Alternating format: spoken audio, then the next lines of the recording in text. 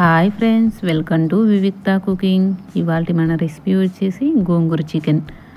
ఎంతో కమ్మగా గోంగూర చికెన్ని ఎలా ప్రిపేర్ చేసుకోవాలో చూసేసేయండి.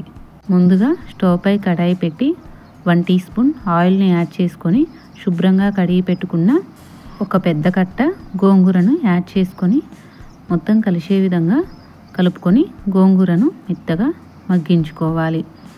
వీడియోలో చూపించిన విధంగా మగ్గించుకొని వేరొక బౌల్లోకి తీసుకొని పక్కనుంచుకోవాలి. ఇప్పుడు అదే కడాయిలోకి మరొక 2 టేబుల్ స్పూన్ల దాకా ఆయిల్ని యాడ్ చేసుకొని ఒక బిర్యానీ ఆకు, ఒక అనాస పువ్వు, 2 లేదా 3 యాలకులు, 2 లవంగాలు, 1 టీ స్పూన్ జీలకర్ర, 1/2 టీ స్పూన్ ఆవాలు, 3 ఎండుమిర్చిని మధ్యలోకి తుంచుకొని యాడ్ చేసుకోవాలి.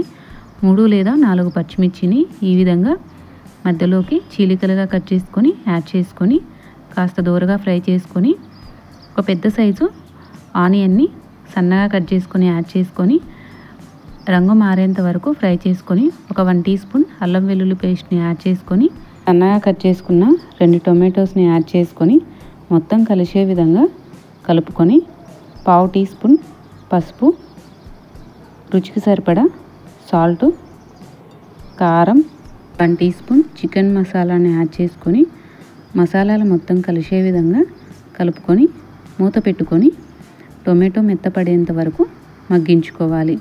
ఈలోపు ఒక చిలిపి ప్రశ్న. నల్లటి బండ పైన తెల్లటి బట్ట ఏమిటది? తెలిస్తే కనుక కామెంట్ సెక్షన్లో కామెంట్ చేయండి. అలానే ఆ వీడియోస్ కనుక మీకు నచ్చినట్లయితే ప్లీజ్ లైక్ చేసి మీ ఫ్రెండ్స్కి అండ్ రిలేటివ్స్కి షేర్ చేయండి. ఆయిల్ ఈ విధంగా పైకి తేలి టొమాటో బాగా మెత్తపడిన తర్వాత ముందుగా కడిగి పెట్టుకున్న చికెన్ని యాడ్ చేసుకోవాలి. నేను ఇక్కడ 1/2 కేజీ దాకా చికెన్ తీసుకుంటున్నానండి. మొత్తం కలిసే విధంగా కలుపుకొని మూత పెట్టుకొని 2 నుంచి 3 నిమిషాలు ఉడికించుకోవాలి.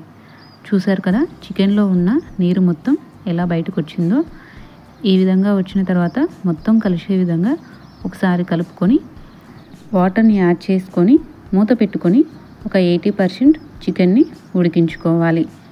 చికెన్ మొత్తం ఈ విధంగా ఉడికిన తర్వాత ముందుగా మగ్గించి పెట్టుకున్న గోంగూరని యాడ్ చేసుకొని మొత్తం కలిసే విధంగా కలుపుకోవాలి.